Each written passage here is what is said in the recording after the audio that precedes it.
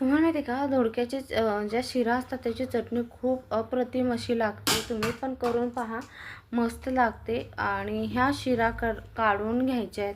काही झंझट नाही करायचं. इथे धुवून घ्यायचं आपल्याला दोडकं, मग त्याच्या त्या शिरा काढून घ्यायच्या आहेत. जेवढे दोडके असतील तेवढ्याच्या.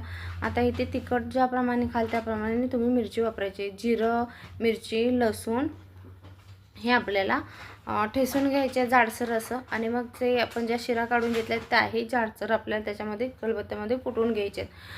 खलबत्त्याचा वापर नसेल करायचा, तुम्ही मिक्सरमध्ये पल्स मोडवरती फिरवायचं बंद करायचं, जाडसर वाटून घ्यायचं. आपल्याला बारीक करून घ्यायचं नाही आहे.